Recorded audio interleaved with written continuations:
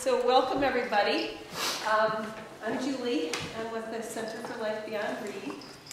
And I'm happy you're all here to hear from our guest, Michael Schocket, who I was introduced to through some Reed grad, I guess it was all students at the time, were working with Michael as they were their LSAT tutor. And I heard great reviews from students, and I thought maybe we could all benefit from a little tutorial from him just about what the LSAT is and best ways to prepare for it, and he agreed to come and do that with us today. So thank you, Michael. My pleasure. And do you want to know who everybody is and where they're thinking of taking the LSAT? I was going to ask a quick round of questions. Sure, good. How many people are definitely going to law school, like actively planning on it? How many are just kind of kicking around the idea but aren't really sure? Okay. How many of you are actively planning on taking the LSAT this year? So pretty much everyone who's actively planning to go to law school wants to be 2014. Okay. Out of those, how many of you have looked at the LSAT? Or out of everyone, how many have looked at an LSAT, have some concept of what it is and what's going to be on it? Okay. So maybe like half of you, it looks like, probably something like that. Okay. Of those half, how many have actually taken a practice exam or a practice section? How many have done some of the work and seen where they stand? Okay, that's about typical for maybe 3 to 6 months out from this year's LSAT, depending on when you take it. Very few people start more than 3 or 4 months in advance. And the first thing I'm going to tell you is that that's probably a mistake. This is the sort of test that you should be planning for long in advance, because you know it's coming, and because you know how important it is. Out of the people who are actively planning to go to law school, how many of you have looked into what the job market looks like after you get out of law school? Okay. Of you two, what's the most important thing in terms of where and what your first job is? What's the single most important factor about what you get for your first job? Law school. What about it? Rank. I'm sorry? Rank. Not your class rank. The school rank. Yeah, your school rank. Where you go to law school and where that school ranks is far and away the single most important factor in getting your first job. Your first job is the single most important factor in getting your second job, and your second job is the single most important factor in the job that you're probably actually going to have for 15 or 20 or 30 years after that. Of where you go to law school, what's the single most important factor in determining that? What school rank you get into? LSAT. It's the LSAT. Absolutely. Don't let anyone ever tell you differently. They're just lying to you. Different schools have different ranks. Different schools have different weights that they give to your GPA or to your LSAT or to an evaluation of your personal essay, if they give it a quantitative evaluation. While the schools don't give your essay a quantitative evaluation, it's sort of a tiebreaker based on the rest of your stuff. Every school gives your GPA and your LSAT a quantitative evaluation, regardless of whether it's 55-45, 60-40, or 70-30. Every single school does it and creates a number out of your application. And you either go into the no pile, the yes pile, or the maybe pile. And the maybe pile is the one where they look through, read your essay, and kind of look at the whole package that they swear they do for everyone. But the bottom line is that if your number is not high enough, they never really look. Or you have to write, man, the world's best essay and have a whole lot else going for you in your application to get into a law school if your number is not high enough. And the LSAT is more than half the number. Like I said, it's a different number. It's a different weight for every school between LSAT and GPA, but typically the LSAT is going to be somewhere between 55 and 75% of that initial number and what pile you go into. Some schools will tell you that it's 50-50. I don't know of a single law school that will tell you that GPA counts more in that initial quantification of your application. So the whole point of that is that the LSAT is the #1 determining factor in what law school you get into, which becomes the single most important factor in where you kickstart your career. And you know it's coming. You know how important it is. And so why are people spending 2 or 3 months preparing for this test? Why aren't people spending 6 months, 9 months, a year preparing for this test, if that's what it takes to get you the number that you need? Because the other thing they do is they publish what LSAT number you need to get into what law school. They don't hide this information. Every law school in the country tells you their LSAT band from 25th percentile to 75th percentile. And if you're solidly in that band, then you're a good candidate for that school. If you're above their 75th, then you're a great candidate for that school.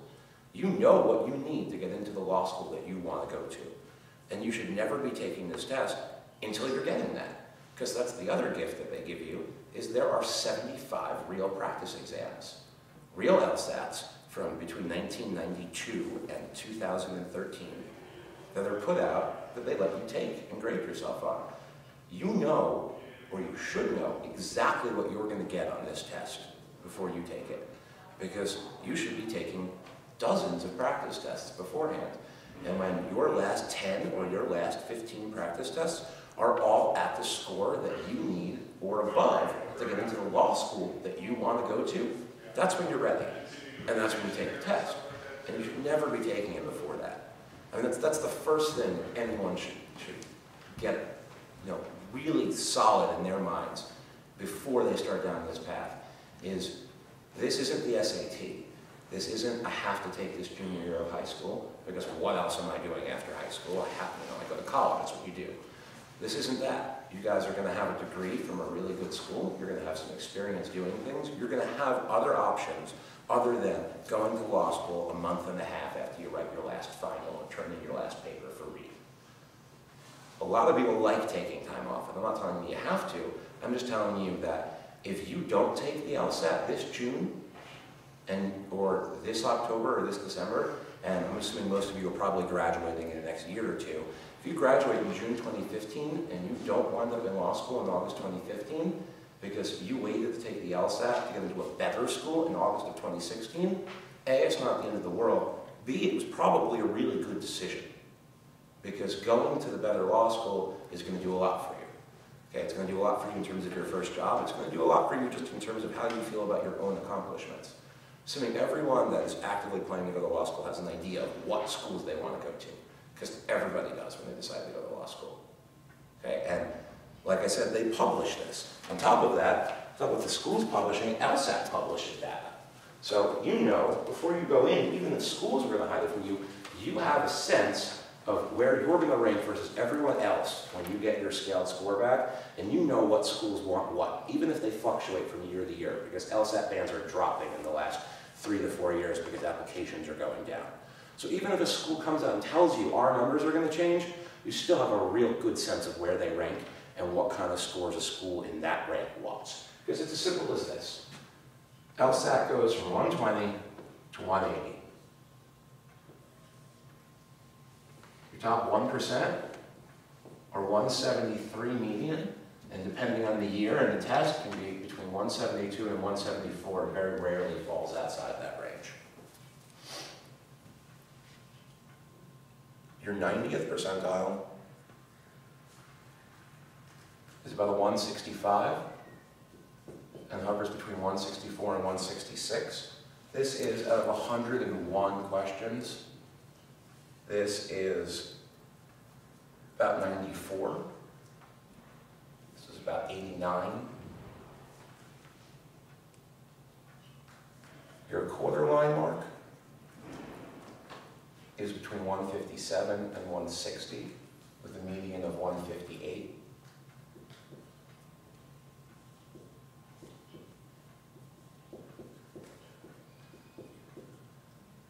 And your halfway mark is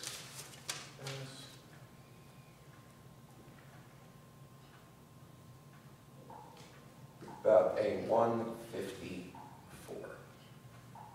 That hovers between a 153 to a 157. This one actually varies a little bit more.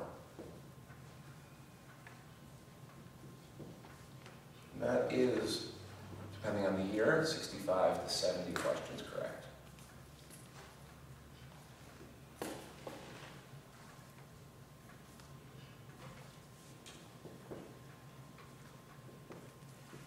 That's it. It never changes. Pardon my handwriting. That's it. Year after year after year, test after test after test after test. If you get about 7 or 8 questions wrong, you're in the top 1%. If you get about a dozen questions wrong, you're in the top 10%. If you get about 25 questions wrong, you're in the top quarter. And if you get about, what is that? If you get about 35 questions wrong, you're in the top half. Anything below that, you can do that right. And it never changes. It's always in that range. Has been for 30 years. It's not going to change. Do schools evaluate only one exam, or if you take multiple? I'm sorry, speak up. Sorry about that. Do schools evaluate only one exam, or if you take multiple exams a day? So that's going to depend on the school. Some schools will tell you that they'll average them. Some schools will tell you that they'll only look at the higher one. Some schools will tell you that they'll look at both without averaging them and consider both independently. Okay. That really, there is no great answer. I would say the trend is to average your scores. Okay. Lewis and Clark looks at the higher one. I can tell you that almost everyone in the top 25 is going to average them or look at both scores. They're not just going to give you the benefit of the doubt. Okay. Great. Schools are pretty similar. Okay, anyone know what the T14 is? The term everyone's familiar with? Top 14 on the U.S. News Report? The top 14 on the U.S. News Report. Why do they call it the T14? Because that's the cutoff for where elite firms recruit from. Okay, that's part of it. The first and foremost is it's been the same 14 schools, always, since they started ranking schools in 1971 or 1772. Same 14 schools have always been the top 14. You guys know most of these names, okay? Yale, Stanford, Harvard, Georgetown, Columbia, et cetera, University of Michigan, University of Pennsylvania, Duke. Schools that everyone knows are great, okay? Those schools gotta be 170 or above, generally. That means, if you look at your chart here, you're already, if you're pushing outside the top 1% of this test, you're already pushing outside the T14 for the most part. 167 or above, you can get into the lower half of the top of the T14.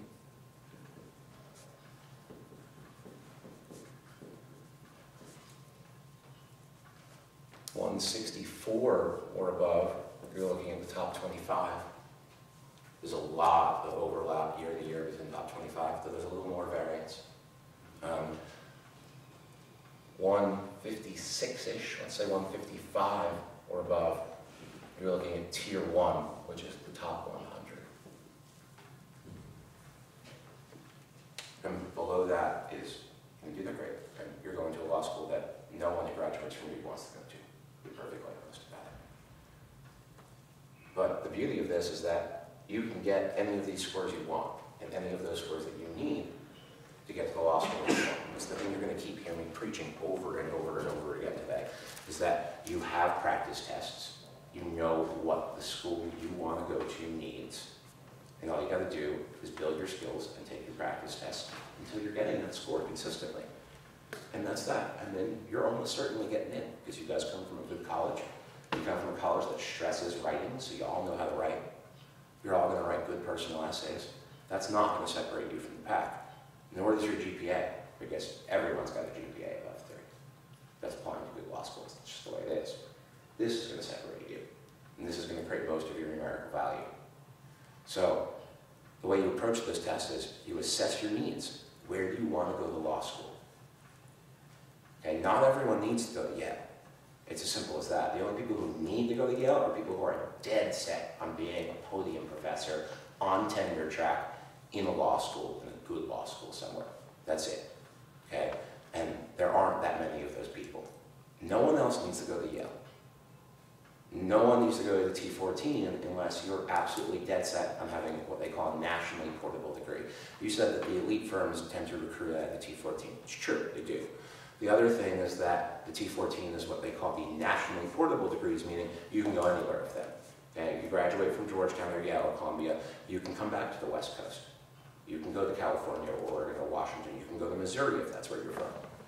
Below that, things start to drop off a lot. You get into the 15s to the early 20s. Are they portable? Can you move? Yeah, a little bit. If you go to UT Austin or UCLA or USC or another school that's consistently ranked in the teens somewhere, you can move. You can get jobs elsewhere. Below that, it gets real tough. Law schools are regional. your job is regional. You're going to work where you go to law school for the most part, unless you go to a T14 or very close to it. You go to law school in Atlanta, you're going to work in the Atlanta area. You go to Lewis and Clark, you're going to work in the Portland area. And that's A, the way it's always been, B, the way it's going to always be, and C, it kind of works really well because it lets you choose what you want. Like I said, unless you are dead set on being a tenure-track professor, you don't need to go to Yale, which means you don't need to be here if it's a lot of stress to get there. If you love Portland, if you grew up here or you moved here for Reed and you want to stay, which is half the people I meet in Portland, half the students I get for LSAT students just love the city and want to stay here. If that's you, you need to go to Lewis and Clark, because 80% of the attorneys in Portland went to Lewis and Clark, and they hire people who went to Lewis and Clark and did well. They don't care if you went to Georgetown or Columbia. It doesn't matter to them. They don't need that. What's Lewis and Clark's range? Lewis and Clark's in here.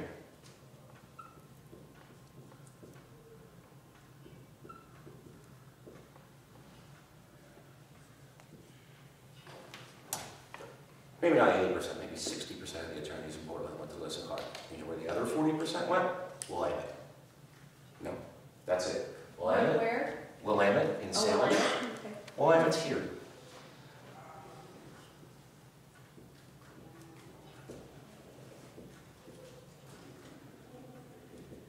University of Oregon is in between the two. Not actually less lawyers than you would think in Portland went to University of Oregon. They go to Eugene, Oregon, or Northern California, or Southern Oregon, Ashland, Medford. They dual degree with California and Oregon, places that not a lot of people want to move to. They're the closest school. I mean, really, set your goals with where they need to be. If you just want to be an attorney in Portland, then get here and be happy with it. Or get in here and take a scholarship to Lewis and Clark. Because you don't need to stress yourself and you don't need to take $300,000 in debt. It's just that simple. If you do want to be a building professor, then you do need to go to Yale. And you do need to bust your ass to get up here. But you guys know this. You know what your goals are. And you're going to know what you need to meet them. So just get there. I mean, that's it. Take the practice tests, get the score you need, and go to the school you want. This should be the lowest stress exam you ever take. Because if you're not ready, delay it and go work for 6 months or for a year. Take some time off. Go to law school a year later. Your life will be way better in the long run if you meet your goals by taking the time you need. So that's the one most important thing I want to get across to everyone, first and foremost. The second is that while you're getting there, it should be low stress, number one, because you know what you're getting, you know what you need to get, and you know where that's going to fall. And number two, most of this stuff is material that if you're going to law school, you probably are kind of enjoy in kind of a sick sort of way. I speak for myself as much as anyone, but you do, okay? How many of you have admitted at least once that you kind of like to argue? Right, it's everyone in the group. It's everyone who's even thinking about going to law school. How many of you who half raise your hands to the, yes, I've admitted that I kind of like to argue, are going to even 1/4 raise your hands with a little more shame to have heard your friends or loved ones talk about, God damn it, why won't you stop arguing once for once? It's everyone, okay? We don't even need to raise our hands. It's the same group of people. We all like to do this stuff to a certain extent. That's why we go to law school, because we nitpick details. We like to find flaws in arguments. We like to make better arguments. We like to go, no, that's not quite right. Have you considered this view? That's what we're here for. That's all this test is. In fact, half of it is a logical reasoning section that we colloquially call arguments. You're going to get a short prompt that is maybe 3 to 5 sentences long, and then you're going to be asked to analyze that prompt in some way. Okay? You're going to be asked, I can actually break this down for you. You're going to be asked to use certain skills. You're going to be asked to find an assumption that's required to complete the argument. Any philosophy majors in here? Okay, so you're going to be asked to find the implied premise, or the unstated premise, about 15% of the time. You're going to be asked to find the primary flaw in an author's reasoning, 15% of the time.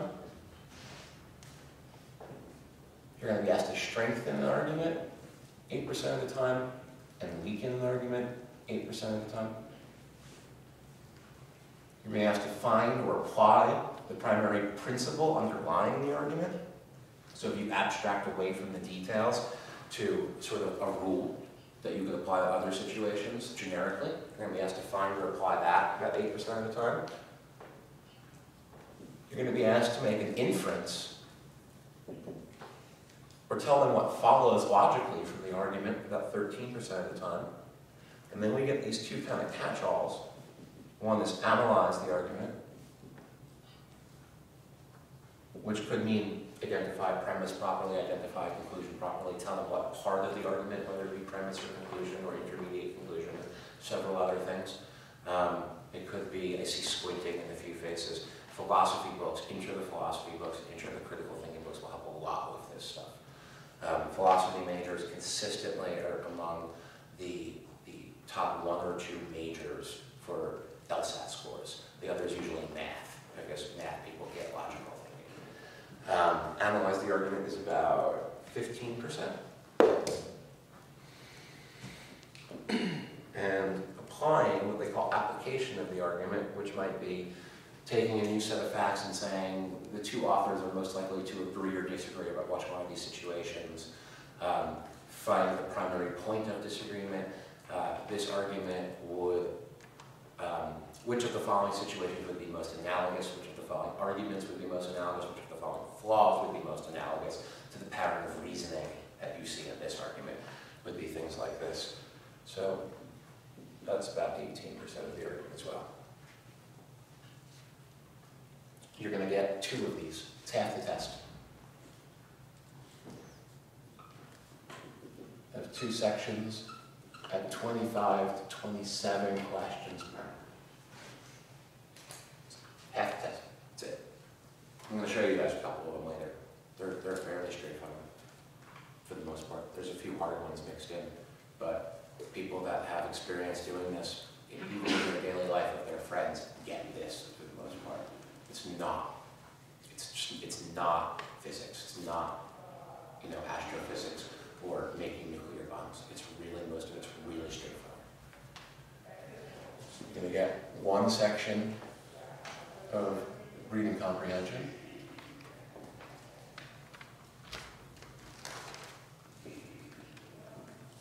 This is the only part of this test that's going to look like the SAT to you guys. Okay, it's going to be 25 to 28 questions. It's going to be 4 passages. 5 to 8 questions each.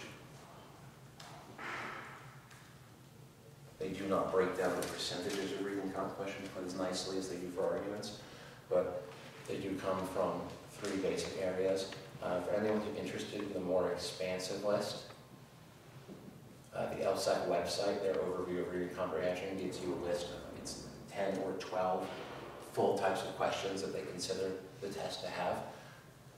There are 3 basic question types.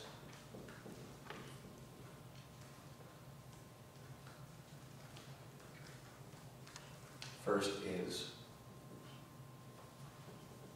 meta-level analysis, i.e. find the main point,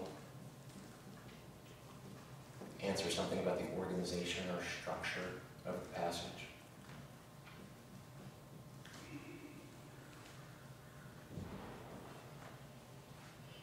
Two is to answer questions about the author's perspective. The author is most likely to agree or disagree with the following statements.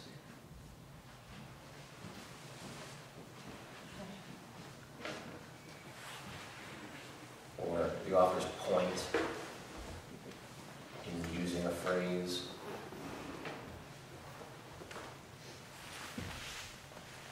Or raising a piece of information.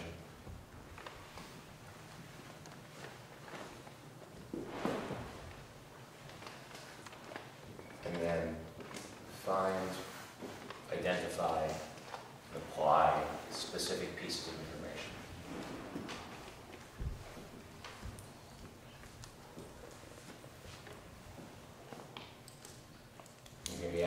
this internally to other pieces of the passage.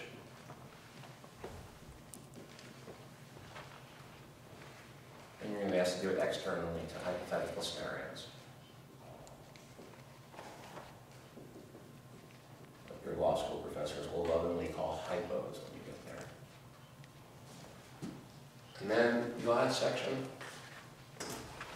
is 24 to 27. Oh, sorry, one more thing to really count. The 4 passages are always the same. One is law, which could mean legal theory, history, philosophy, or some current event in domestic or international law.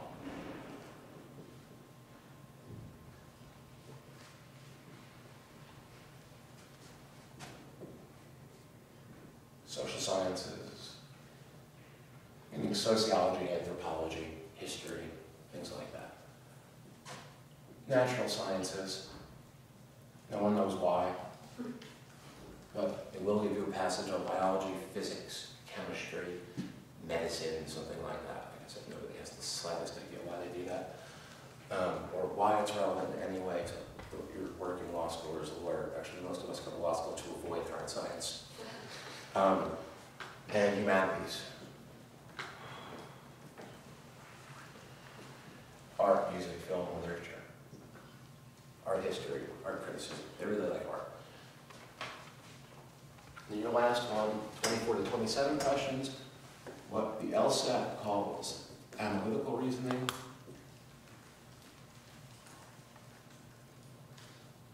What LSAT students endlessly sneer, and I lovingly call logic games.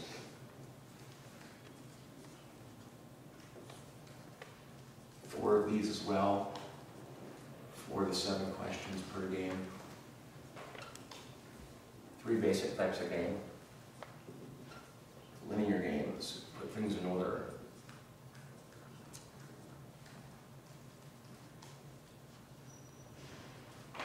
Selection games. Who's used and who's not.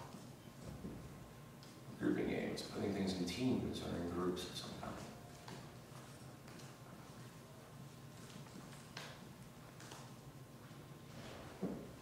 And then there are combos of those and advanced versions of those. How many people have seen a logic game?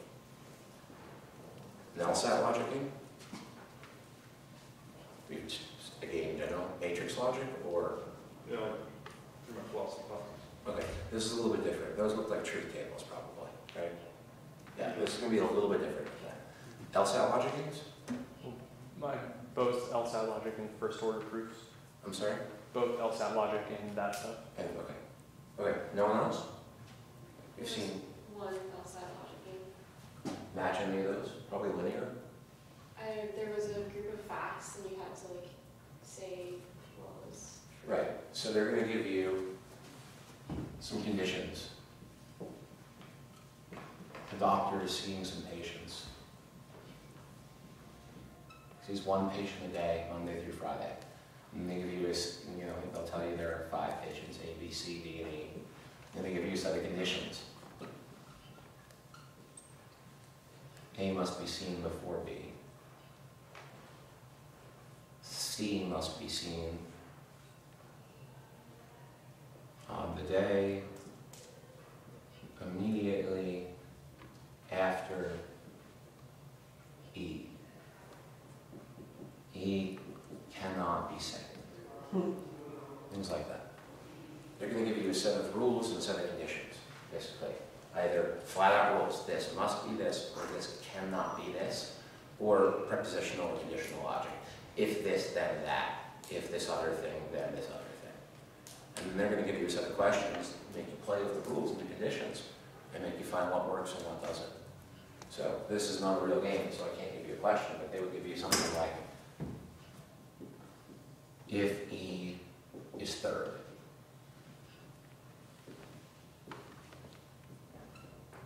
then who must be fourth?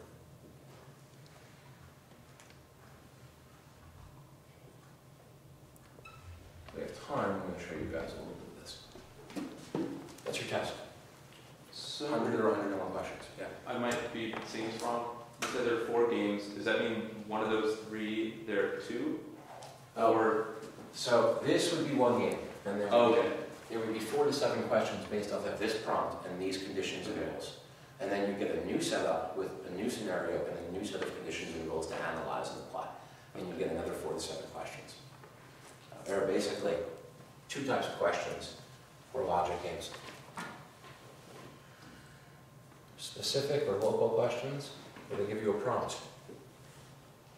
Here's a new piece of information. If this is specifically this, then figure out some other thing that derives from that. Or they ask you a global question, a general question. What must be true? They ask you to find something that applies across any potential scenario in which the game works. Which one could be false? They ask you to find the one that could be false in which all potential scenarios in which the game works and complies with the conditions. And that's it. 100 to 101 questions. 50, 51 of these. There are only 27 of these, and 24 of those, and sometimes 28 and 23, depending on the test. People have trouble here and here, for the most part. Okay, no one has trouble here. At least not in my experience. People come in, they do reasonably well in reading column. You read, practice, you get a little bit better. You cap off at some decent number, whatever it is, and that's kind of that. People tend to have trouble in here, particularly up here, because this is where the logic is. People can figure these things out for the most part. This is more used to what they're doing, what they're used to doing in daily life. This is what you're used to doing in philosophy class. Okay, but people who don't have that experience with philosophy or logic get tripped up here a lot. The other is out here, because it's all deductions. This is what, for the most part, actually you haven't been doing in philosophy class, because most philosophy members don't teach this stuff anymore. I think that's a shame, but it's what it is. This comes mostly from critical thinking and formal logic, and most schools, even those philosophy members, don't teach it. And so most students have a tremendous amount of trouble out here. They're not used to making deductive rules. They're not used to making firm inferences 3 steps down from a chain of events. And so people look at logic games and they panic, especially when you're asked to analyze 4 of them and answer 24 questions in 35 minutes. It's required with Phil major here. What's that? First order logic is required with Phil majors. It's required everywhere, but it's only 1 class. 2 if you're lucky in most schools. Well, I'm doing better off of memory than I thought I would. I got through a lot of this.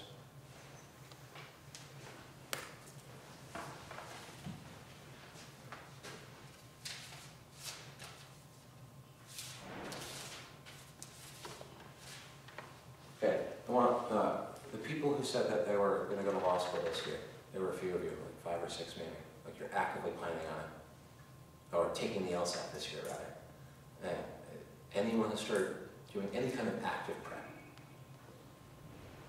A little bit. So when are you planning on taking the test? I was planning in September. I was going to spend the summer prep. Okay. October, also summer. I think there were a couple over here. When are you planning? September. Well, there's no, this October probably? Well, late September is what we heard. Yeah, it's like the 28th or 29th of. Really? That's new. I know. It's usually the first Saturday or second Saturday of February, June, October, and December. In fact, I can't think if that's changed in 3 decades. So, okay, late September this year it is. So September, December, and I guess Oh, no, September. it's September too. Yeah. Okay, so you guys are all, what, 5 or 6 months away from that? Most people planning to spend the summer, is that the general plan? You graduating this year or next year? We're graduating. We're graduating this year. You guys? Next year. Next year. Okay, so is everyone planning on going to law school immediately when they graduate? Well, I see some actually different answers about that. I was hoping we could have normal, but most people say yes constantly. Nobody wants to take time off. So you've got maybe 5 months, okay? But no practice sets. You have no idea where you've started. I'm sorry that I'm picking on you a little bit. There's always examples. I don't want you to feel bad that nobody starts prepping this far out in advance if they haven't had someone tell them to. So this is totally normal. Okay, this is what it is everywhere. We're 4 or 5 months out from an LSAT administration. People, smart kids at a good college that are planning to take this test and haven't started prepping for it yet. Why? It's an honest question. Why? I guess the impression I had of it was that it was like supposed to measure your like inherent ability or whatever. And Okay. like, I don't know, I guess I just didn't need all that much time to prep. Okay. Too busy right now. Figured I would leave it for when I was less busy. Working on other things. That's the most common answer. I'm busy. I'm in school. What do you want from me? I'm a Reed student. How much work do we have? That's what I hear all the time. That's a really honest answer. It's a silly one. Yeah. Because they're letting you prepare, so why wouldn't you? Right? The busy thing is the one that you hear constantly. Okay? That's the answer you get all the time. I'm a student, I'm working, I've got a family, I'm getting married in the summer. I don't have time. I'll do it in the summer, I'll do it here, I've got this time slotted beforehand. Okay, you need to start now. At least knowing where you are. Because you don't necessarily have to start studying right now. You don't necessarily have to make your decisions even about how you're going to study right now. But you need to know where you are so you can make some honest assessments about how much time you need to study. Which means you need to take a prep test. Get a number. Okay? The median LSAT is 159.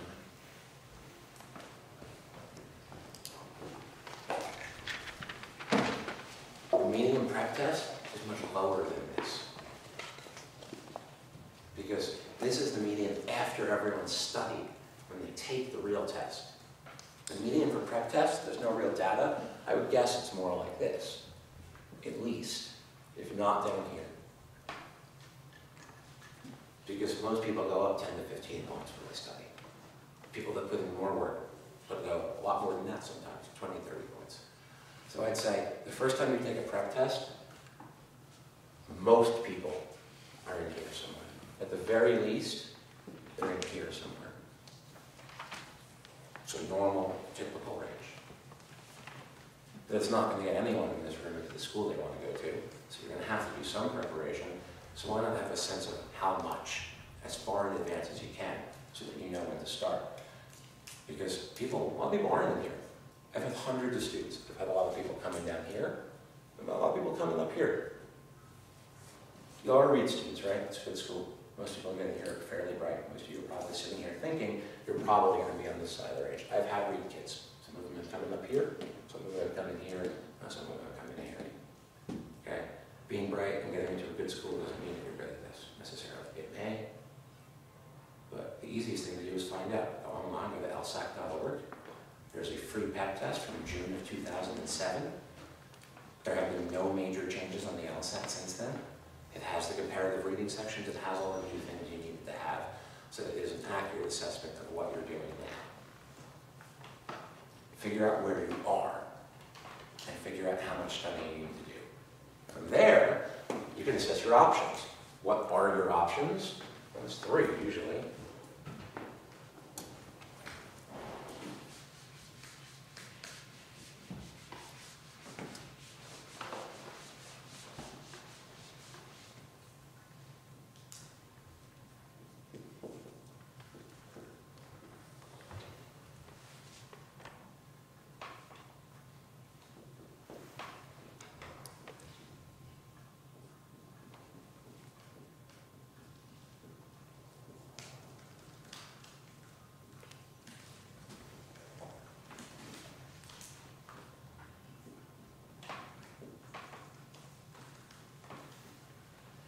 Here's 3 basic options for preparing for this test.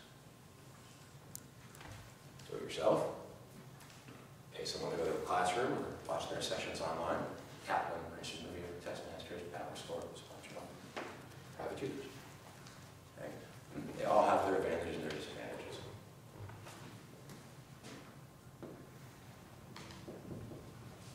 It's free. Don't pay anything. Don't do anything. Don't pay anyone. College students are usually poor. Most of you are not working. Most of you don't have lots of money to spend on this. Not everyone has parents that will help. It doesn't cost you nothing. Some books, 20 bucks on this, 30 bucks on that at Powell's, $5 on a practice exam here and there. Okay? That's a real thing. We live in the real world and people have budgets. That's a huge plus. It's flexible. You're in control of it. You can do it on your own schedule, on your own time. You can do it before class, you can do it after class, before or after work. You can do it when you're sitting 15 minutes, sitting outside of class between your morning or afternoon stuff, because you're still in school and you guys still have tons to do here, right? That's a huge plus, being able to do it whenever you want, and being able to control it and pace it however you want.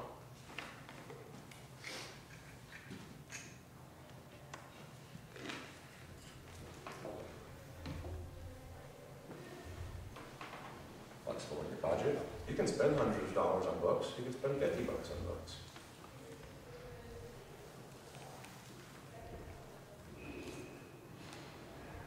Lack of structure. Okay? This goes along with being flexible, but the lack of structure means that you control your own learning environment. You control what you work on and how you work on it, whether you read, whether you listen to audio tapes, whether you watch videotape sessions, whether occasionally you supplement with a private tutor or an online video that you have access to or something like that. A lot of people do best without structure. A lot of people do best learning on their own, supplementing it as they need it. Simple as that. What are the cons? Well, there's lots of those too. You don't get extra help. Some of this stuff is actually hard. Most of it's not. Some of it is. Okay? Some of the material may be difficult for you and easy for someone else, because everyone's brain works differently. Everyone's good at different things. So if you do it for yourself, by yourself, for the most part, you don't get extra help. That means both a material that may be difficult for you, as in types of material, and on particularly difficult examples.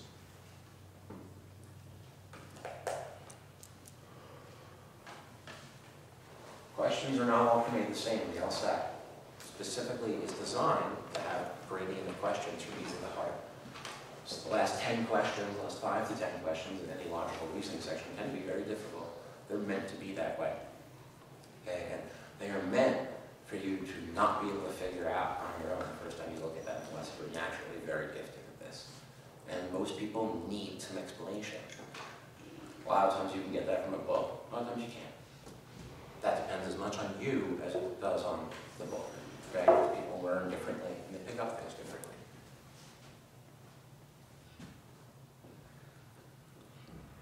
Goes right in line with it, but the biggest negative is probably the possibility of misapplication of material or doing something wrong. Teach yourself how to do logic games the wrong way, and it's not just that you're not doing them the right way, it's that it's going to be harder to relearn how to do them the right way because you've spent a month and a half getting yourself set into certain patterns that maybe are not correct or maybe not the most efficient. Harder to undo. If you start here and you need help, it's harder to fix sometimes.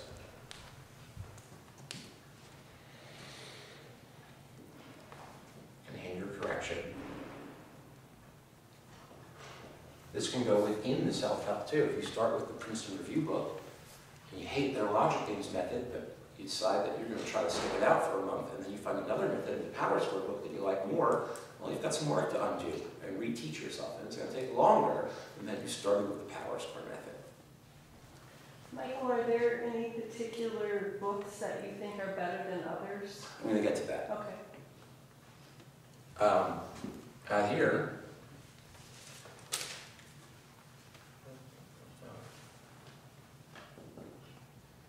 these are the 4 big ones, by the way. I named them, and most people have heard of them.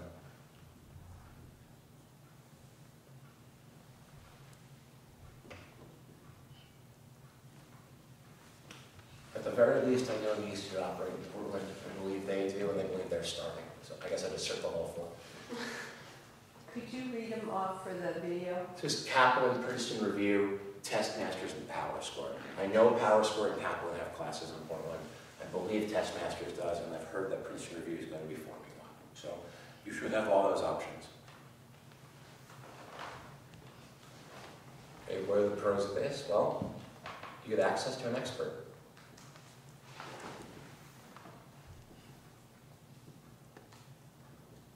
Generally, to get hired by one of these companies, different companies have different standards. For Kaplan, it's 165 or above. For test masters, it's 170 or above. For power score, it's 172 or above. Different companies have different standards. At the very least, you're getting someone who did very well. In most cases, you're getting someone who did superbly. You got in the top 1 or 2% of their LSAT, and then since had some level of professional training in instructing you on the LSAT. You're getting access to an expert to help you. That's worth something. Okay. Structure. For all the people who do not work well in structure, there are probably more who do. There is a ton of empirical data, and the one person here who is an education major or has studied education in the great extent will tell you that there is a great deal of data that structure helps a lot of people. Probably not most Reed students. It's probably why you're at a place that's a little bit more bohemian, but it helps a lot of people, including some people that come to places like this. Okay, people do better within organization. I'm going to be in the classroom at this time, working on things for 3.5 hours. I'm going to have this much material to go over and this much studying to do in between classes. I'm taking 4 practice tests on this date, this date, this date, this date, because that's when Kaplan administers it, and I pay Kaplan for a class. That does a lot of people a lot of good. First and foremost, because it gets them to actually do the work and put the time in. So if you're one of those people, you should look real seriously at something like this, because the structure is going to do a world of good for you. And you all know, everyone here is advanced enough in their educational careers to know whether you're one of these people or one of these people, and whether you need structure or you don't, and whether it's going to help you or not. What are the cons here? It costs a fortune. It's like $1,500 for one of these classrooms, give or take. So that's plus or minus about $100 these days. $1,400 to $1,600. What do you get for that? You get generally 8 to 12 classroom sessions.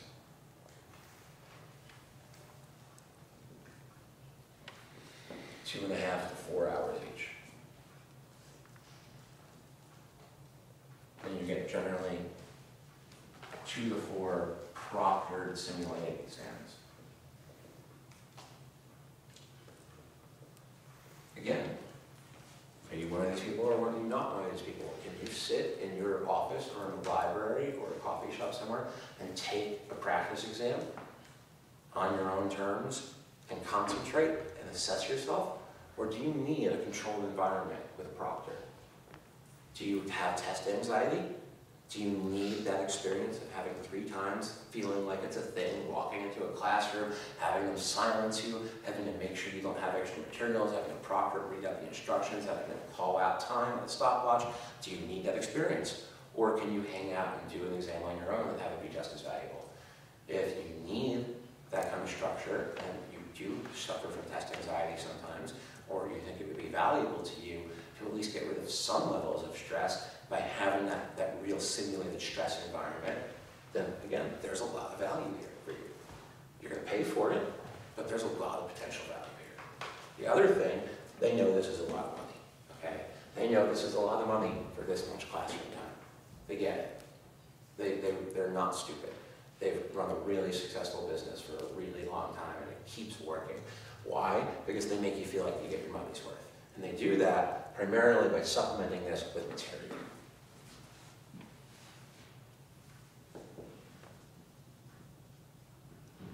You give them your $1,500, you're going to get a stack that looks like this. Well, like this, but it's big. Okay, you're going to get a book like this on reading comp, one on logical reasoning, one on logic games. You're going to get another overview for mastering advanced skills. That's about that thing. You're going to get, with most of them, I know with Kaplan and Power Score, you're going to get access to 70 to 75 old practice exams. Just buying those 70 to 75 practice exams would cost you at least $150, maybe $200, $250, something like that. Buying that kind of review material would cost you another couple $100. So you're probably getting easy $500 worth of books if you were going to walk into Powell's or order them on Amazon. Again, who are you? How much material do you need? How much are you realistically going to use and go through? Because if you're a type of person who can go through a stack of books like this, then this may make sense for you.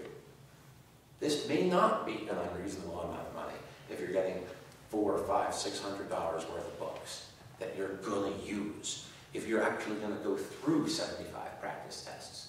But if you're the type of person who's going to read one overview book do 20 practice tests, and then find other ways to study or improve your skills on your own or with a tutor, with our third option, then you don't need to pay them $1,500 because this by itself is probably not enough to justify it. Okay? So consider how much is the structure worth for you, how much is the material worth, how much of that material will you actually use and make your decision. Because if you're only going to use 15 practice tests and one review book, you can get that for $75, $100 on your own, maybe less if you're a good shopper. And you can save yourself a good $1,000, $1,200, $1,400. Last option, tutor.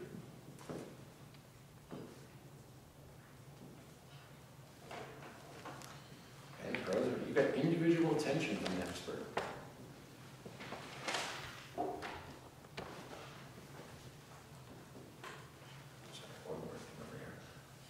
The one big thing here is that it's inflexible. It's the other comment I wanted to mention. If this doesn't work for your schedule, they're not changing the class time for you. And he's not hanging out late. He's getting paid salary. He's done. He's done. Tutors give you individual attention from an expert, and they let you be flexible. You schedule them when you want to schedule them. Whenever it works for your time. Okay, that's what you're paying them for. They're going to work around your schedule to a very real extent if you're paying them to do so. You're going to get one-on-one time with somebody who probably got a 170 or above, because most people will not hire a tutor that didn't get a 170 or above on this test and didn't go to a great law school, has the credentials, et cetera, et cetera. So you're going to get someone who knows this test really, really well, inside and out, that probably does this at least 5, maybe as much as 20 or 30 hours a week teaching this to students, and probably has been doing so for years. I can tell you, I've been doing this for about 3 years. I have seen every LSAT question, every logic game there is, because you can not at some point, because there's only so many practice tests. That's going to be true not of me, but of every experienced LSAT tutor. There's a limited amount of material, which means at some point you know it backwards and forwards, and you know 7 different ways to explain it to people. You're going to get one-on-one time on a per-hour basis from somebody who knows this really, really, really well. And you're going to be able to do it around your schedule. That's awesome, right? There's a downside. It is really, really expensive. For the same amount of time that you're going to get in these classroom sessions, this, let's say Kaplan is 10 3.5-hour sessions, the one I know fast off the top of my head. That's 35 hours for $1,500 plus the material. Okay, for that same 30, 35 hours, you could easily spend the same $1,500. And you know what you're not getting? You're not getting a stack of books this big. You're going to have to buy books, or you're going to have to rely on whatever material your tutor has. Most tutors provide no material. They count on you to buy certain books and buy certain practice tests. And they tell you what they think is required, or what they think is best, or what meets your needs. And they ask you to go out and buy them for $15, $20 a pop for a set of 10 practice tests, or for a power score book, or a Kaplan book for a reading comp, or whatever. So you can get the same amount of time, you're going to pay the same amount of money, you're going to get individual attention, but you're going to have to pay even more because you're going to have to supplement it on your own with all your books. And so you're probably going to spend even more money on a tutor than you will in a classroom session. Most people, if they get a tutor, generally go somewhere between 25 and 75 hours by the time they're done. Okay? Different tutors charge different amounts. I'd say the average in Portland for an LSAT tutor is $50 an hour. So right there, you're looking at $750 to math has never been my strong suit. $1,250, I think, for 25. Yeah, that sounds right. Yep. So right there, that's $1,250, and that's what, 37? 37. Yeah. That's a lot of money. Okay, it's a lot of money for you. It's probably a lot of money for everyone's parents. It's not small. If you have parents that will help, great. If you have a trust account, great. Are you willing to spend it on this? Not necessarily. You can do it cheaper here. You can do it cheaper here for the most part. You can control your budget here the way you can here. But how much value are you going to get out of this if you're doing 10 hours with a tutor and the rest on your own? Was that worth your hundreds of dollars? Probably not. That's why most people do at least a couple of dozen hours. So These are your advantages and your disadvantages too. Your three basic options. You can combine these, okay? There's no reason you have to stick all in one level. For instance, most people who wind up here or here have to do some self-prep. Sitting in a classroom 10 times for 3.5 hours is not going to be enough. Sitting with a tutor for 50 hours is not going to be enough. You're going to have to do some of this on your own one way or another. A lot of people, if they have the budget, will take this and then supplement it with outside tutoring if they need extra help on certain things. A lot of people hit through both boxes. Okay? I said, no matter, even if you're here or here, you're probably going to have to supplement it on your own. So how much are we talking? Well, I would say most people have to hit at least this. Realistically. I hate to kill your dreams for summer. Because that's a lot of time, you know. It's having a full-time job for a month and a week. A little bit less, but. And that's bare minimum for most people. Realistically, something like that. That's your whole summer. I mean, that's a full-time job. That's an internship or an externship during your months off this summer. 3? Sorry? That's 2. Okay. The best of the best, unless you start out in the 160s somewhere, or in the 170s, if you want to go to Yale, or you want to go to a T14 school, it's my experience. This is months and months and months of work. Months. Time adds up, yes, but it doesn't add up that quickly. And if you need to put in 400 hours of prep to get to a 175, then you need to start early. If you're really, really lucky and you are a person that starts off with a good score, you might get away with that. You might. As to your question, Julie, as to do I think some books are better than others? I do. I think that they suck. I've had a lot of experience with them. I think they're terrible. I think their books are terrible. I think their course is terrible. I think they're pretty good. But I think these two have their moments. I would say your best reading comp book is probably Princeton.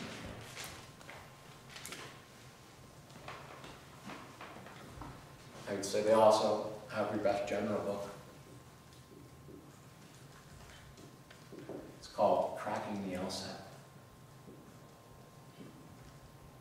It's pretty decent. And is that Princeton too? That's Princeton Review. Won't teach you everything. Give you a really solid foundation for what to expect and how to approach the test. For Ames,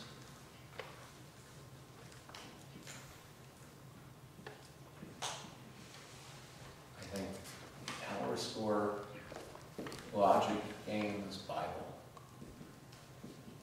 Like David Killoran is the best book.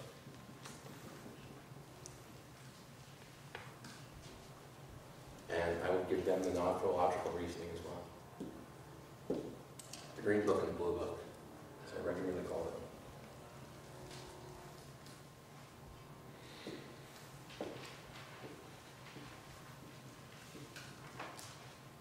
So I need about $20, 25 or 25 probably, 30 maybe for the Power Score books, depending on where you find them.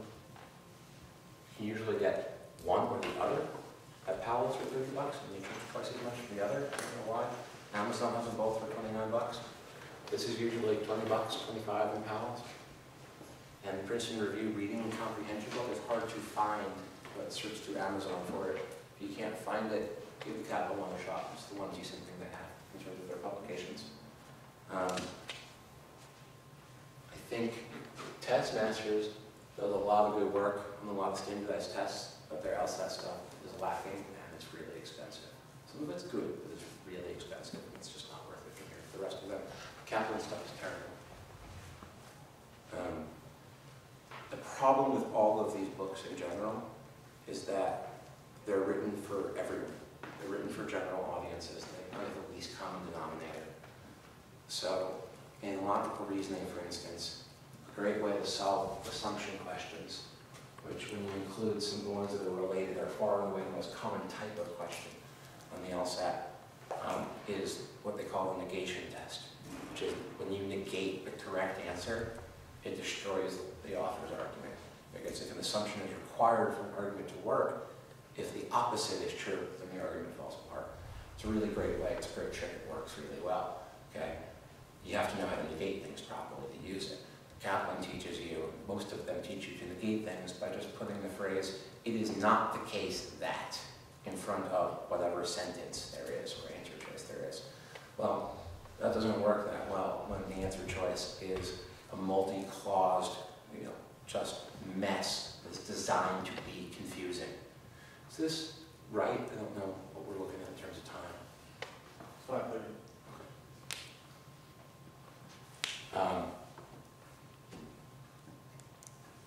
That doesn't help the students that much. If everything is a mess to begin with, putting "it is not the case that" in front of doesn't help you unless you understand the sentence to begin with. But what it does is it's error-proof. Putting "it's not the case that" has to negate the sentence properly. You can never say that they told you to do it wrong, because that has to be correct. That is a proper negation one way or the other, even if it's not the best way to help you understand it. So every book suffers from that to a certain extent. Okay? Every book has its strong points and its weak points. The question is, where did they choose to draw the line in how complex they wanted to make their lessons, or how simplified they wanted to make their lessons to try to let everyone get it? Because everyone learns differently, everyone has different types of brain, and the book is designed to sell copies to as many people as possible. So they try to make it as general as they can, to hit as many people as they can. But for any number of people, each certain topic, certain books are going to miss, because that method's not going to work for you. You're going to need something a little bit different. So the best way to handle this is to sample from different companies and from different books. Don't rely on one logic games book only if you're going to do it yourself. Don't rely on one logic games book only. Don't rely on one logical reasoning book only. Get a couple. Compare methods and compare companies. See what they do differently and pick the pieces that you like from all of them. Get a couple of general review books. You can find these things for pretty cheap if you buy them used. I know that you guys have some in the office. You can get these materials for free or very cheap, and the couple you have to buy new, $20, $25. You can make this work on a budget and get enough material to compare and contrast different methods, and that's the safest way to do this. If you're doing it self-practical or you're doing it with a tutor and you need material to supplement, even if you're taking a course and you find you're not happy with that material alone, because the course usually means Kaplan for most people. Some of their teachers are great, and some of their programs are great. The material leaves a lot to be desired, and so I recommend that you supplement it, pretty much in any case. Next thing I want to do, does anyone have questions about this, about the material? I have a question, but just more general question, if that's okay. Hold that for a minute.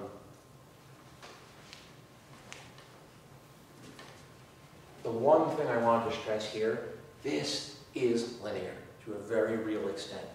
It really could not be more simple. This is how much time you put in. This is your score. And it is a beautiful linear progression. It drops off at some point. Probably about there.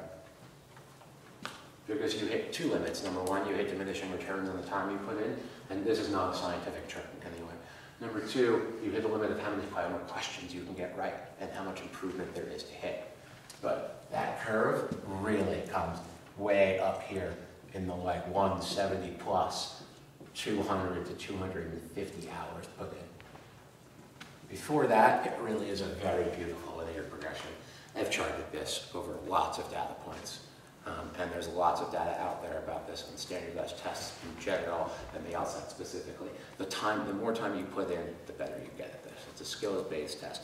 You can learn the skills. And the more practice you put in, the better you're going to get at it. Okay, so I want, if I can, and then I'll take general questions, to see if I can give you a couple of specific examples. I can't believe that was an hour already. See if I can go through these really quick. And one that I really want to do is I want to show you what blocking games look like.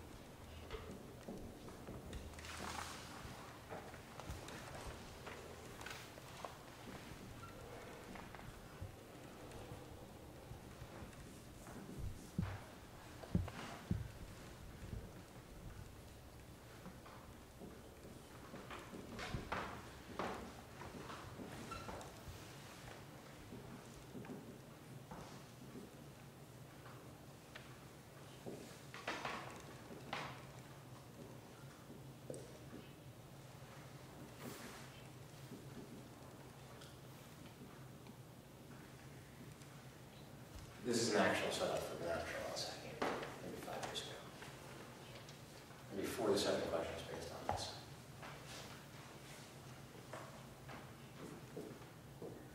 They're nice, they're telling you there are 5, and then 3 that are not. Sometimes they don't tell you. They give you a rhythm over the map. Sometimes they don't tell you at all. It's completely undefined. In this case, they're telling you 5 of 8. So question 1 in this case was,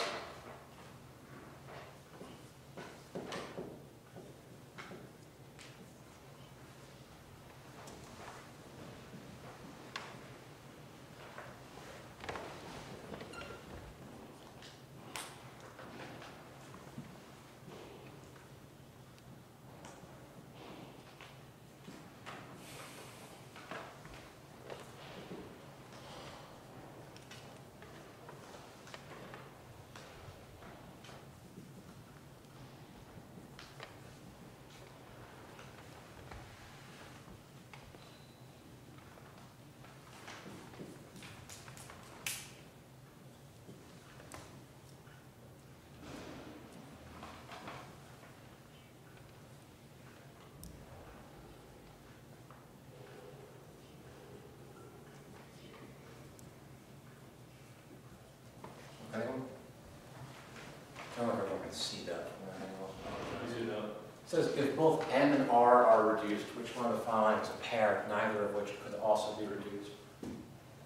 So if M and R are in, from here you apply your rules and you apply your conditions. Could you read the question, please? Yeah, I can't. If both M and R are reduced, which one of the following is a pair, neither of which could also be reduced? Your answer choices are, I'll move the answer choices over.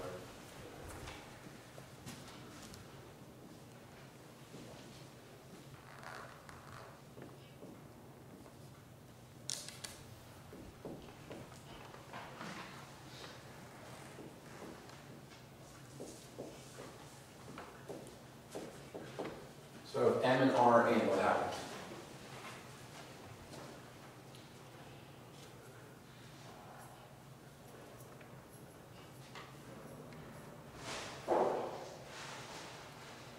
We go through our rules. If both G and S are reduced, W is reduced. Doesn't apply to M and R, right? If N is reduced, neither R nor S is reduced. This helps. Anyone know what a contrapositive is? Yeah, if you take, it's like the inverse and converse of statement. It's exactly it. It's the inverse and the converse of the statement. If A, then B, A, therefore B, is what's called modus ponens, basic propositional statement in logic. Motive affirmation by way of affirming, believe it or not. Latin's a weird language.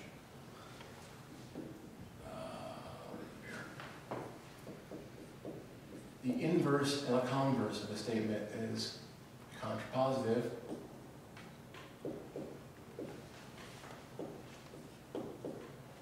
And you'll hear philosophy we call modus tollens, the way of negation.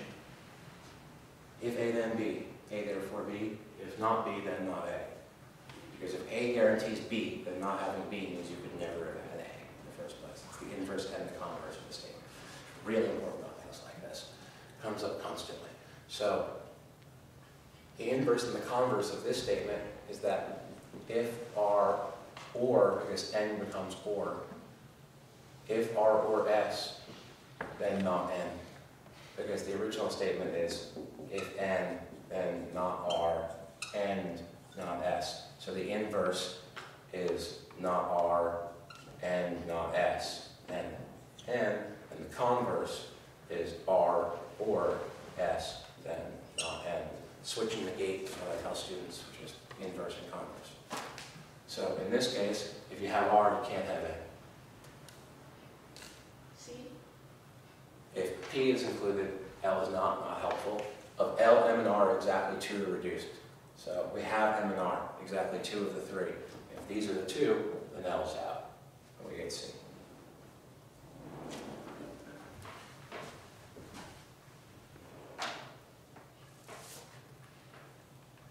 And I was hoping I would show you at least one logical reasoning question. This is all logic games. That's it. Sometimes you're being asked to figure out who's in and who's out. Sometimes you're being asked to put things on teams. Sometimes you're being asked to put them in order. It's that sort. If this, then this deduction. How frequently in those questions would you be required to put 2 of the conditions together to figure out? You mean 2 different rules or conditional logic statements, as in, like we use 2 different rules there? Yeah. But like not like you could figure out one from one rule and one from another rule, but like you had to. Oh. I don't know if I have a great answer for how often. It's common. Okay. I don't know if I can put a number on it for you. I feel like that would take a lot of time. Trying to go through the test. Depends. So if I give you a number of rules, this means A before B. Okay, well I can make a chain, right?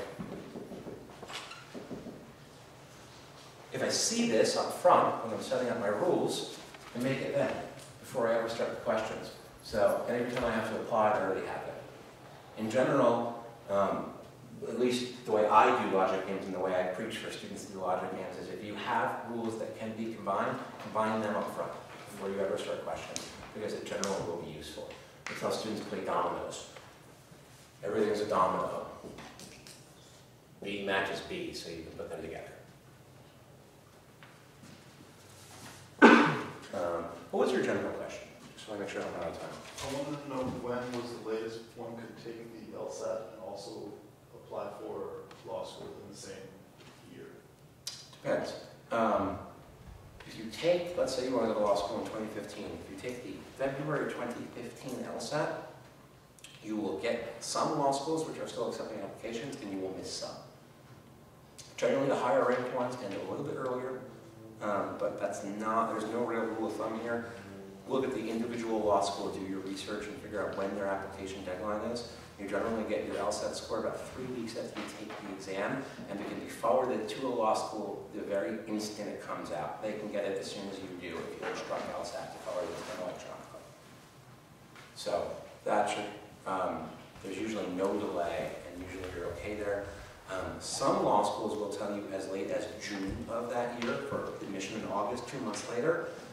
They'll tell you put in your application before the deadline, usually in February or March, and note it as LSAT to follow and tell LSAT to forward your score to them, and they will consider your application without your LSAT score and then kind of revisit when they get the score in June. That's very rare.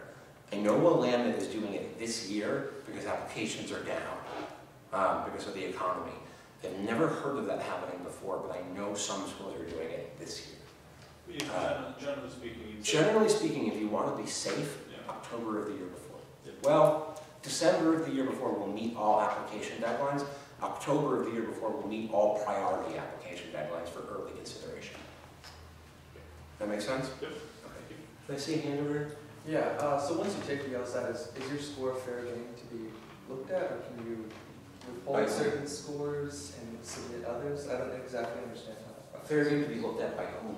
By the law schools that you end up applying to. Yes. At the point you have taken a LSAT and allowed the score to be graded, it is fair game for law schools, not just the ones you're applying to, but any that want to inquire. LSAT will give out your LSAT score to law schools that ask about you. Law schools comb through colleges for graduates of certain departments with certain GPAs, and they want information on them. If you ever feel that anything that says you're thinking about going to law school that they got a hold of. That's why you get flyers and things in the mail when they want to ever put your name down in anything from law school. And they will ask for your LSAT score, and LSAT will give it out. If you take an LSAT and you know as soon as you finish it that you don't think you were happy with your performance, you can do what's called canceling your score, which means the moment you walk out of there, you've got, I forget if it's 24 or 48 hours. This is not something that's come up a whole lot in my professional experience, but it's 24 or 48 hours to contact LSAT and tell them to cancel your score and not grade your exam. In which case it will be reported that you took an LSAT, but there is no score to report because you canceled it and they never graded it. So it's not that they did grade it and will release it, it's that they just threw your paper out. Never sent it through the Scantron. And nobody will ever know what you got. But once you take it and the score is reported, it's fair game. Any other questions? I was wondering, like, how advantageous do you think it is to apply early? Specifically early Extremely. decision. Extremely? Extremely. Beyond advantageous. What about early decision, like committing, you know, on paper to a single school? Is that a worthwhile thing to do? Depends. Depends. Do you want to go to that school? Probably, yeah. Yeah, then go for it. So I was going to do Simple as that. In terms of early applications, it's just a matter of slots available. Law school has 200 slots. The more of them they filled, the stricter they're going to be. The less of them they have filled, the less strict they're going to be, the better chance you have of getting in, and the better chance you have of getting scholarships. The big thing with applying early and locking them up with that seat deposit early is that schools will oftentimes offer you scholarships to do that in advance, to do that a year before, several months before, because they want to fill their class and they want to be able to advertise that they filled their class. So the earlier you apply, the better, because it's just a matter of math. If there are 200 slots open, it takes less to get in than if there are 50 slots open. In terms of committing early, the only thing you have to lose is the seat deposit. They can't hold you to it. You're not signing a contract. And even if they were, personal performance is illegal in this country because of our history of slavery and indentured servitude. So it's one of the first things you're going to learn in contract law in 1 year. So they can't hold you to actually specifically do things. They can just sue you for money damages. So the worst thing you can do is lose your $500 or your $1,000 if you go to a better school.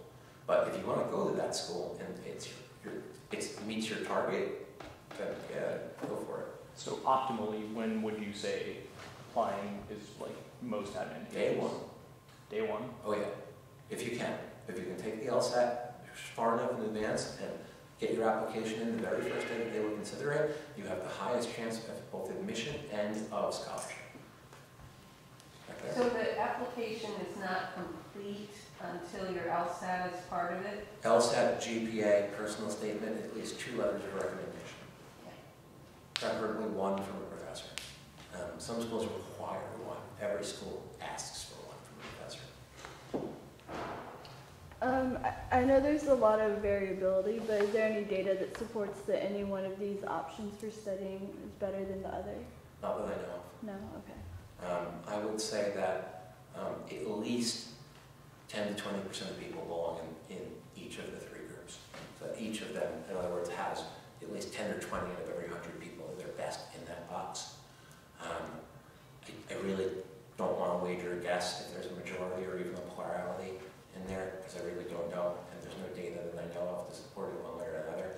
I would suggest that most people do best with a combination of some kind of expert help combined with self-study, and get a little bit from more than one box, and get a little bit of the benefits of both boxes, and kind of, if you guys have noticed, some of the benefits of one box kind of counter the drawbacks of another. So if you can double dip a little bit, you can kind of, you can negate the impact of some of the negatives in some of them if you have the resources to make it happen. There's no doubt that I know of. I'm really biased against classes because everyone that takes classes takes Kaplan classes, and I really don't think Kaplan does a good job. But I've heard great things about PowerScore, and they do offer a class in Portland, or at least some kind of session in Portland. I don't know anyone that's done it that would eager to meet someone because I have much higher hopes for them than I do for the Kaplan class. I'm hopeful that Princeton Reedie will open a class here as well, as I've been hearing, because I think their books are really okay. I don't think they're perfect, but I think their general approach is sound, and they don't lead you very wrong in any area. I just had too many horror stories with the Kaplan course. That's sort of the one bias I will let show is if you take a course, try to find someone better than Kaplan. I've just seen too many bad experiences with them and not enough good ones. Other than that, I think each person needs to evaluate this objectively, and you guys know yourselves best. You know where you fall and how you work and what kind of work you do, and figure out which one of these boxes you fall in and make the call from there, or figure out which you can sort of supplement from back and forth. Over the years, Reedies have found each other and do study groups for the LSAT. So you meet, this one group that did it about 5 years ago, they meet every weekend, like on a Saturday, and they do a practice test as a group, simulate it as much as possible, and then go back through and debrief it and help each other through that process. That gave them structure.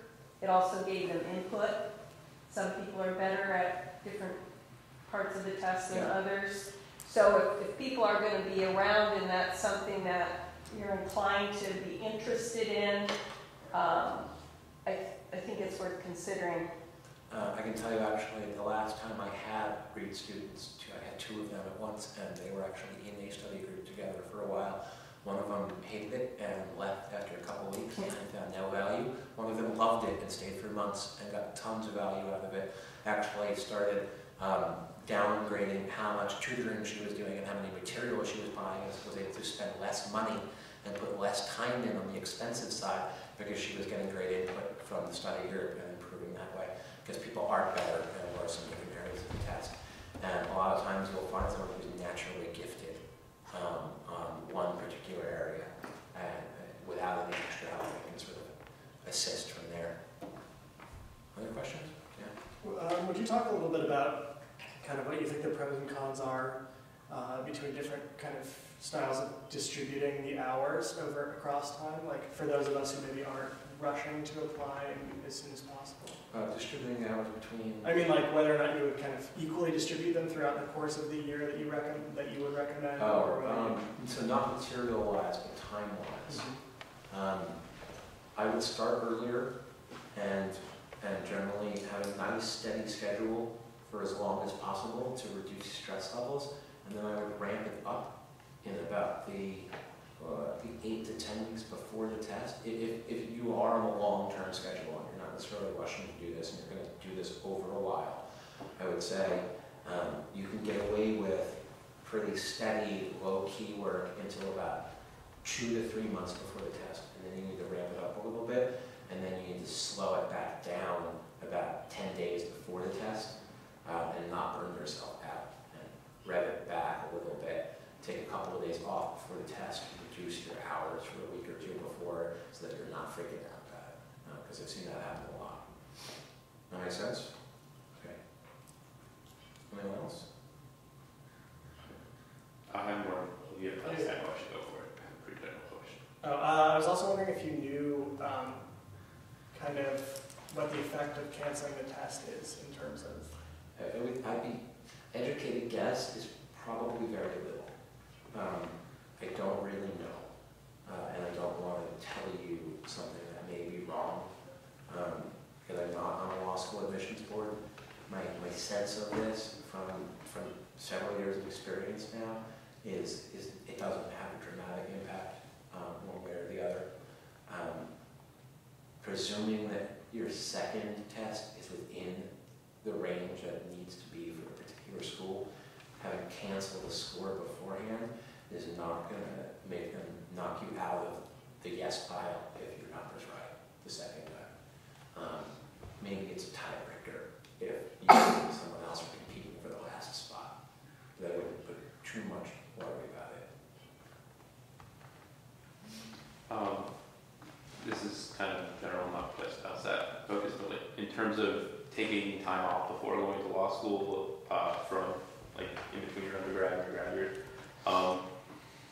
Is there anything that needs to be like kept in mind in terms of the LSAT? Like you notice certain students like lose certain parts, like they forget reading comprehension as well, or they do worse in logic and stuff. I would say if you take lots of time off, reading comprehension is going to be difficult for you because you're not going to be used to reading material critically and applying it back in that sort of academic way.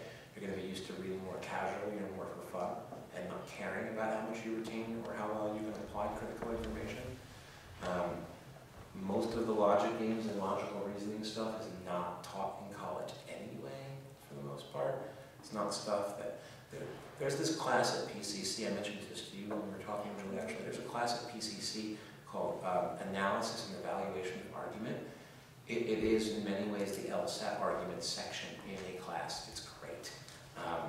If you have the time or you want to do some prep over the summer or stuff like that, I highly recommend it. It's really wonderful for preparing. Other than that, it's really not taught in college. It's not going to come up that much in any class, even logic classes. Logic classes give you a foundation for it, of the skills. Those are probably the closest, but there's nothing that comes that close other than that PCC class that I've ever seen. And so I wouldn't worry too much about those two sections. But reading comp, I've seen older students who took a larger time off struggle. But we're talking people who are in their 30s or 40s who took a long time off, who have been out of school for years and years now, not somebody who took 12 months off. Okay. If you're talking a year or two, I wouldn't worry about it. Okay. Is taking the test only once most common, and then if at all important, how important is improving your score, taking it multiple times? I would say it is most common, but not necessarily because most people achieve the score they want to get, because most people approach the test the wrong way.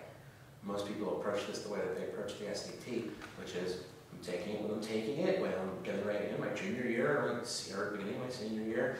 I'm going to put my time in, my month or two or three, whatever is normal for me in my whole academic life to prepare for things like this. And whatever I get is, it's my inherent ability, it's how I did, it's the school I'm going to. And most people approach this test that way, when they should be approaching it as, what number do I want? I'm going to work till I get there and then take it. And so I would say simply because of that, taking it once is the most common, not because people get to where they want to get to the first time. In terms of if you do retake it, yeah, it's really important to get better. If you retake it and don't get better, law schools are it's going to raise a major red flag in your application, because it's going to say either you knew that you weren't good enough with the first time with your score and didn't put the work in, or put the work in and didn't get better, which is really rare. Okay, I have pretty much never seen people actually put the work in and not get better. There's a really, really clear and obvious linear progression between putting the time in and getting better. And so, more than anything else, if you take the test a second time and don't improve, it tells law schools that you didn't take it seriously. And I would say it's a really, really major warning sign for them on your application now. So, if you're going to retake it, be damn sure that you're doing better on your practice tests and they're going to do better. Anyone else?